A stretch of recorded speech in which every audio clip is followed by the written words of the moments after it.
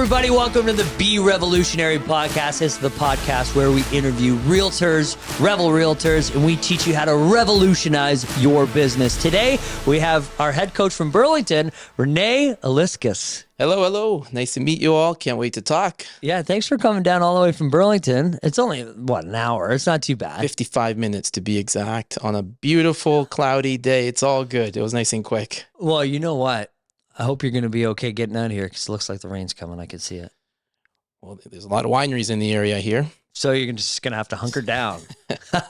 No, but awesome, man. We really appreciate you coming down. We know, the market's slow, but we're busy guys. We're trying to get everybody together for the scheduled podcast. Everybody's busy.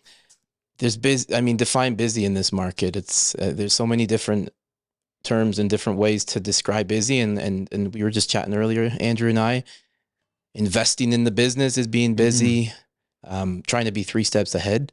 I know the market is funky right now, and we're just trying to stay ahead. Like our market's so competitive, it's so diverse that the Oakville, Burlington, Halton region, and Hamilton, there's a lot of fierce competition, and there's a lot of just uncertainty right now. So we're just trying to keep cool, calm, and reinvest into the business. Right. So a couple of things there that you said. Number one, you have to create your own opportunities. You have to create your own success.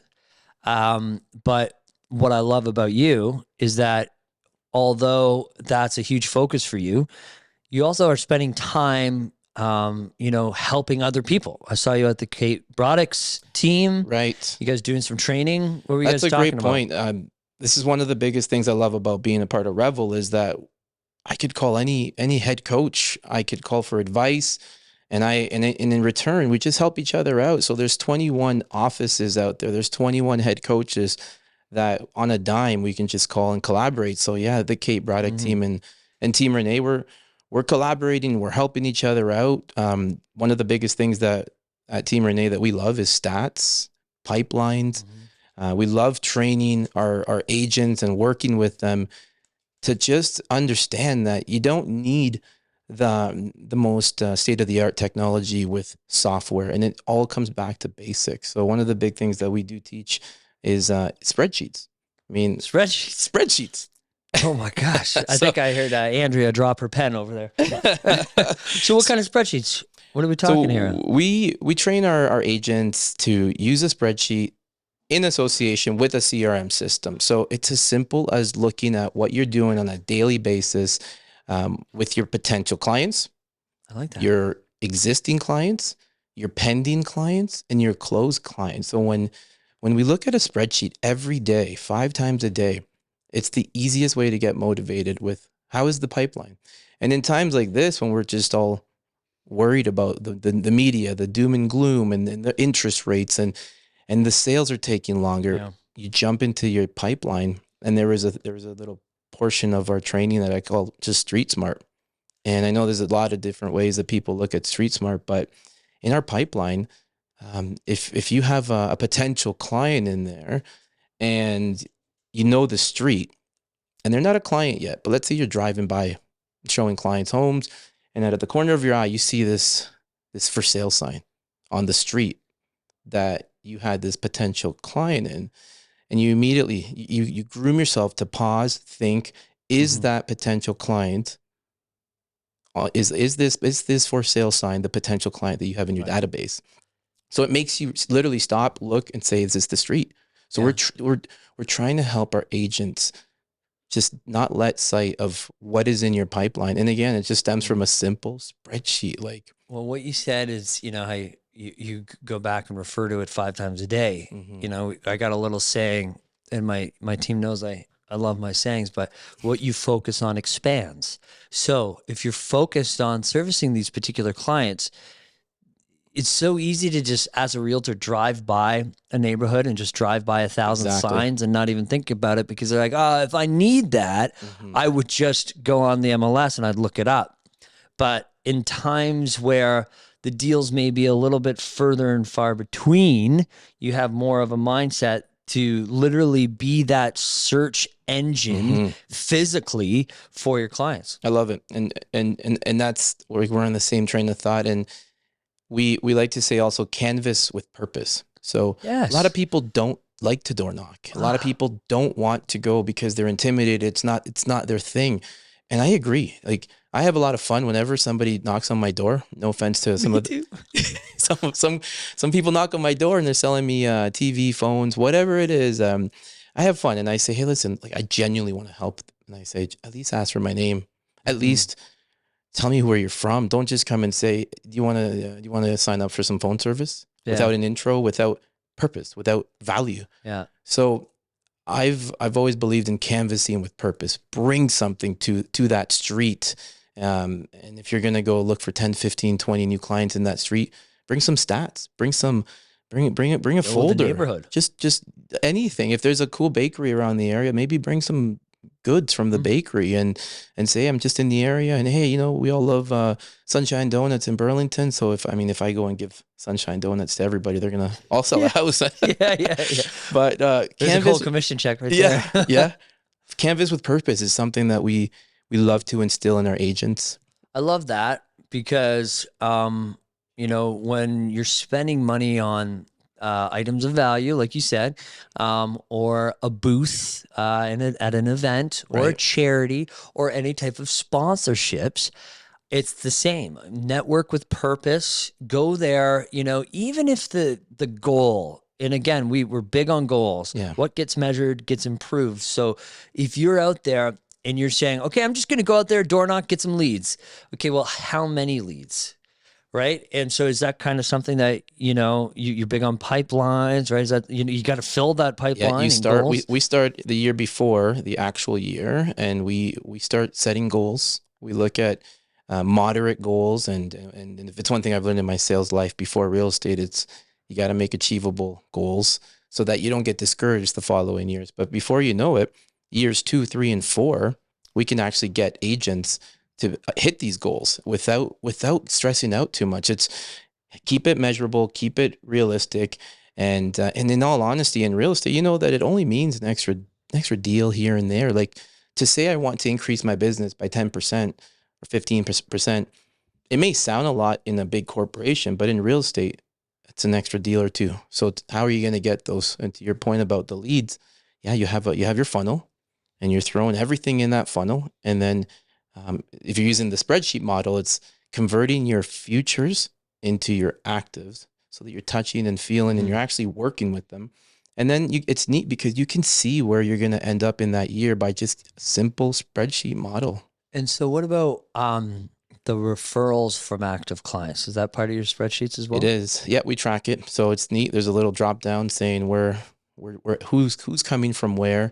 Was it SOI, meaning sphere of influence? Was it a past client? Was it if you're in a weekly networking group, for example, like a commerce group, is it coming from there, or just sports, kids sports? Like, yes. So we have a huge drop down of where it's all coming. Sports and real estate together. It's one of my biggest, most exciting things to do is coach and play sports. And it's the most natural way to just have people get to know who we are as not just realtors, but people. And then they can relate, and they're like, oh my God, like, this guy actually can do it. He can do it all. He can coach. He's normal, and he's a realtor. It's like the full package. So I love that.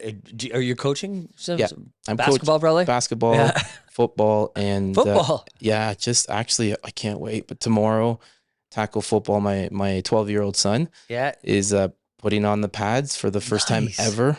And I'm coaching that. It's the Burlington Football Association. Yeah. Okay. Nice. So that's going to be awesome. I coached, we did ball hockey. I coached, I signed up to coach for the ice hockey as well.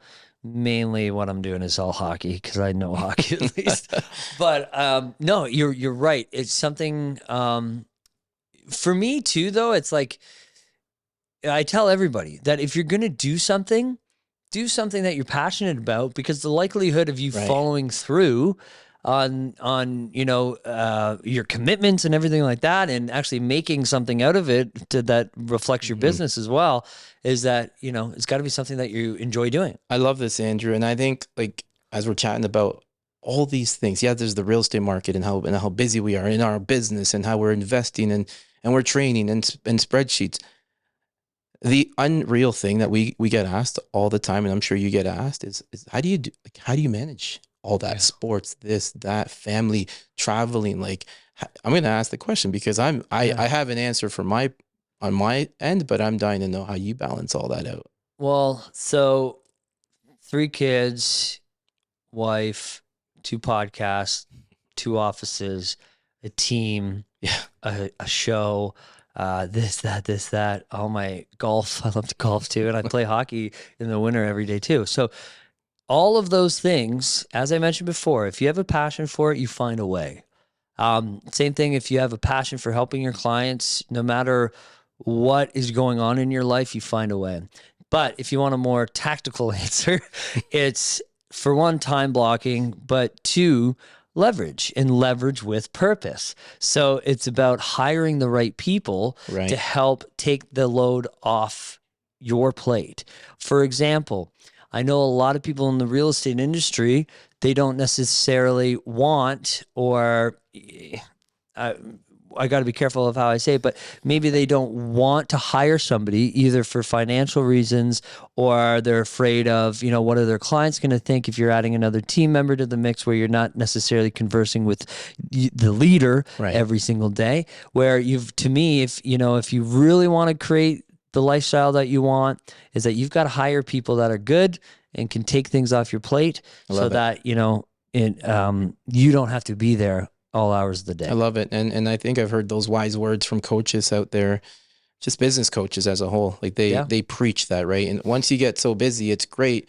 I think a lot of young agents, new agents, they're going to experience that point in their life where they're like, sure, you're selling 20, 30, 50 homes a year, but it's like, but are they coaching? Are they traveling? Yes. Are they playing golf? Are they able to just take off and do what they can, right? It takes a while to get there. And for me, I've only been in real estate 7 years now, but I'm going to say my first 3 years were a grind beyond grind, like hitting walls, falling in ditches. The unknowns were just coming at you. And I used to see these really successful agents, and I'm like, how are they doing everything? They make it seem so easy. And they're calm. Yeah. So I grew up in the industry watching other successful realtors, and I said, I need to know how they're doing it. And it was hard. And this is one of the things about being on with Revel.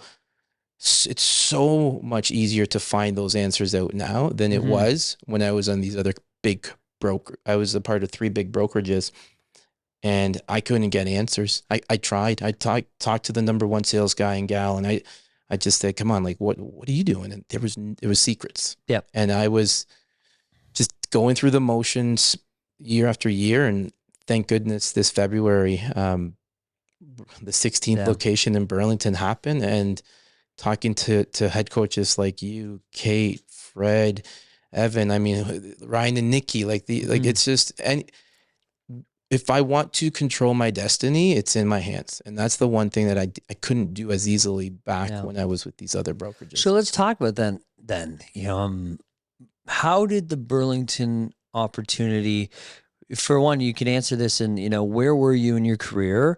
So, how did it present itself? What attracted you to the brand? Right. How did it all start?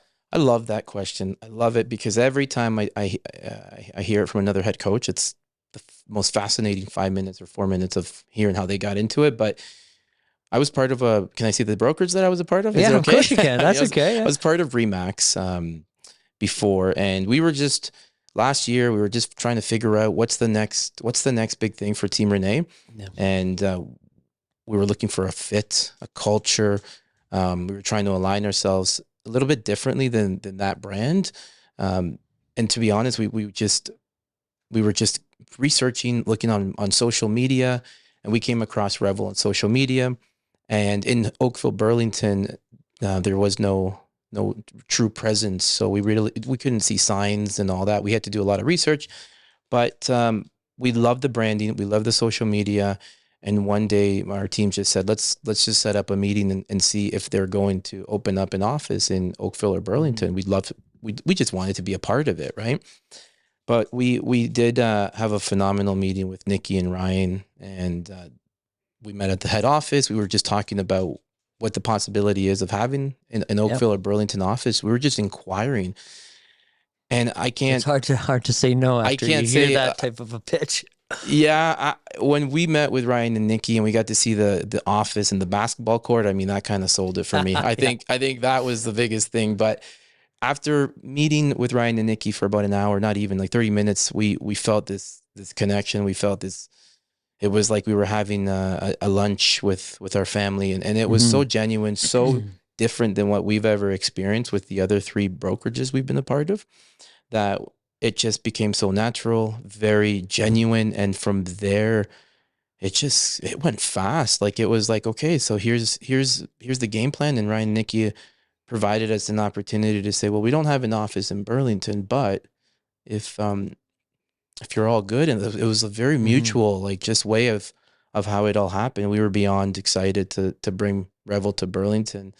And we've been in this world of not what we're used to being a part of Revel, because of what we've been used to with the other brokerages, 3 big companies. And this is all natural, genuine. And that's what our team has been thrilled with. Ryan and Nikki has met our agents. They've met our team, and they said they've never met people like that, where they're owners of a big company and they're just the most genuine, humble people. So for us, they're involved. We love that. As the director of recruitment, and I really wish we could change that title, because I don't like the recruitment, because it's not really what we do. But I get to sit in on those meetings, and it's like, you're like, are we having lunch with our cousins from Italy? Like, what's going on here? Like, everybody's, it's not a business meeting. We're having lunch, we're talking, we're getting to know each other, and we just happen to talk about the requirements of starting with us. Right. You know what I mean? But what I like, about what you said is that that's the whole Revel brand. Like, everybody has that same attitude.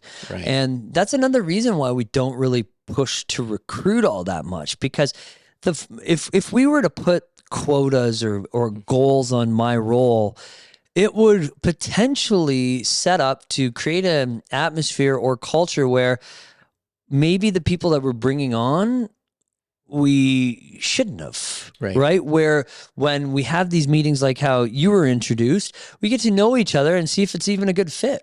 I love it. As opposed to, we could have easily grown to 1,000 realtors, 10,000 realtors. But I think when you attract your tribe, and, you just kind of put out the branding and whatnot that we put out, we attract people, like-minded individuals like yourself.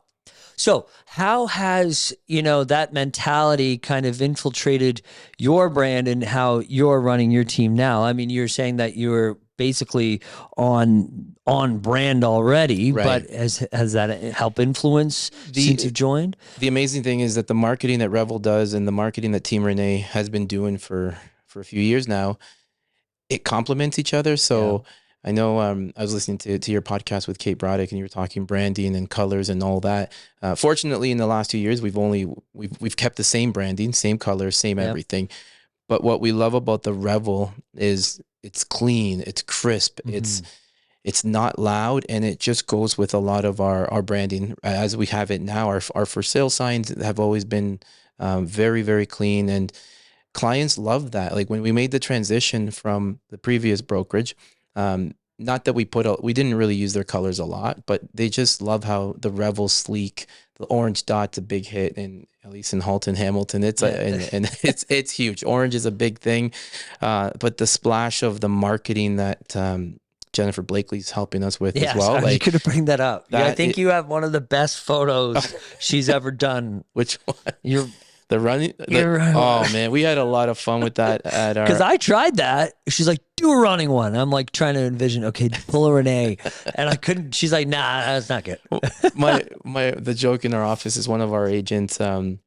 He did the jumping one. So we were talking about verticals, and he's like, I got you on the vertical. And I'm like, I don't know. I think you were photoshopped. But Jennifer Blakely has brought out some of the most incredible like features in all of us. And it's like, oh my gosh, like you go into the studio and it's already elevating you versus what's out there in the market with just that one shot. And I had this actually this past weekend I was at a pool party with some good friends. We were going through photos and we said, hey, caption this. And there's about nine or 10 photos from our team. And we had fun. Like, they were like, wow, like elegant, like just sleek, sexy, like sophisticated. What I like is that black and white has been done before, but this isn't necessarily black and white. It's like grayscale, a little brighter, where the traditional black and white is almost too black and white, where you would set yourself out as like a pure luxury company or something like that, or unprofessional looking, right? Where this is just a cool balance. So I want to talk leadership qualities, right? And how it is as a head coach, as a team leader. I mean, especially in a very competitive market like Burlington. So what do you think are the best qualities of a leader in your position? How are you motivating your team, training, all that kind of stuff? Love it. This just stems from my background in being a corporate rep. It stems from my background in playing sports. I've always believed you got to lead by example. You have to fail to succeed. Like, there is no shame in not getting the deal all the time. It's just how do you react? How do you come back stronger? So at our team, in our competitive market, we're always trying to just be consistent with who we are, how we do things, being genuine, and being a part of the community. We're always trying to participate in little events and just show the community that we're an up and coming small boutique style team, that we pride ourselves in what we do and what we say, and we don't overpromise, and we're always just giving consistent feedback and advice to our clients, no matter the size of the home. Like, we deal with leases, we deal with luxury, we deal with townhomes. Like, we just give the Team Rene Revel service to every client. And a lot of clients at times, I think that's where they're very impressed, is they see how we do our brochures, our marketing, our social media, our videos, floor plans. I mean, they just say, wow, I'm only like an $800,000 house, or I'm only a $500,000 townhouse. And we say, no, this is how we do things. So our team, they know that we're very big on consistent quality in the marketing. Marketing is big for us. We try to be clean. We try to just give everything we can, because at the end of the day, Oakville, Burlington's one of those markets that there's so many companies and CEOs and directors in these markets where they thrive on the little things, and they thrive on the connection. So it could be something like me just taking a box of Sunshine Donuts to a client and just going the extra mile. It's taking someone out to a round of golf. There's the business side, but there's also just having some fun. And in fact, we're having our client appreciation event this Thursday. Nice. We rented out a theater to watch Super Pets. Oh, so nice. It's just these things that we're always, every few months, we're trying to engage with the community. Yeah. Every October, for example, we do a pumpkin drive. We do a basketball event that's free. I mean, we're always looking to give back and have fun. But our team, I think they do see, from a leadership standpoint, that I'm always trying to be creative, and I don't try to just, even if the time is tough, like right now in the market that we're in, I'm just trying to give them hope, jump to basics. So pipeline, the good old spreadsheet. I always say there's always a way to get back in and try to become stronger than what's out there. And they see that I don't give up. They see that when the market was very insane in Q1 of this year and last year, I always said there's hope. The buyers will have a day. We just got to wait. We got to be ready. So it's just being consistent as an overall picture. Consistency is key for sure. And what I like about, going back to basics, picking up the phone is, it's here's the biggest mistake, in my opinion, that I think realtors make, is that they think that they're more of a service-based commodity than a professional business. Whereas, they're too afraid sometimes to tell their clients the truth, because, they're worried about, will they sell them eventually? Will they appreciate what they said? Whereas I've actually had clients say to me, when I first started, I was like, well, what do you think about the house? Like, well, I don't know. You're like, okay, well, we could go see another house, no problem. And then he's like, Andrew, I need you to tell me to buy this. Right. Like, I need you to just say, not ask me what I think. I need you to just tell me what to do.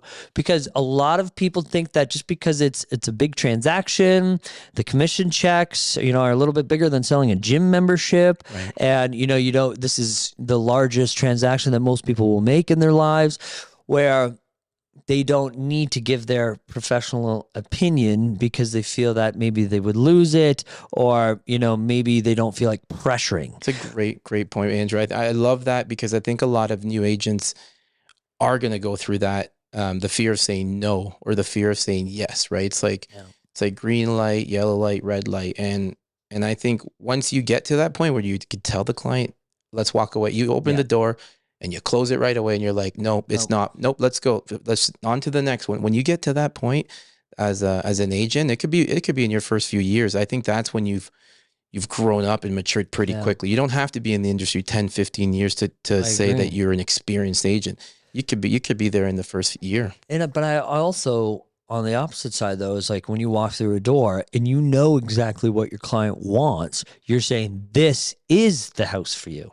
100%. And I think agents need to take more professional responsibilities for themselves in those instances as well. And those are the things that clients will remember you for life. Right. And in that market that we were a part of for 2 years, how many times did we go in and we said, wow, this home's it. We got to act. We got to get we got to have 4 offers, different price points. We got to be ready with plan A, B, C, D, because this is the house and I don't want you to lose out on it. And the amount of times clients would just be incredibly thankful and say, Rene, if you didn't act that quickly, that fast, even though we were kind of on the fence, but now in hindsight, we're like, wow, it's all about how quickly you can read the situation, read the home. And and there's other times that we walk in and the clients they're in love with the home, and we have to break the news to them and say, but look across the street, look at what's happening here, look at what's happening over there. And hey, we have to be the bearer of reality too.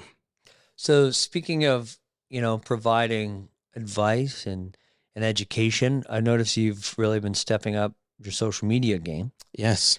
But it's not necessarily, but it's all like what I'm saying is education. Thank you. And educating the clients and me for that matter. Well, you know what, Andrew, I know that there's some incredible social media realtors out there, and we're not there yet, but we feel that if anybody goes on there and takes the time to listen to our stats video, if they take the time to look at one of our reels, like we're trying our best to just keep it real, keep it straightforward, but we got a long way to go, and that's okay, because one of the biggest things I tell my agents and to keep them motivated as well, and our clients, I say our Instagram is a portfolio. It's not, we're there. We are working to grow our business through social media, but when in doubt, we love when people can just go and Google us, and then from the website they can go to our social media, and we do put out like pretty genuine content. Like if you look at our stats, if you live in Oakville, Burlington, Hamilton,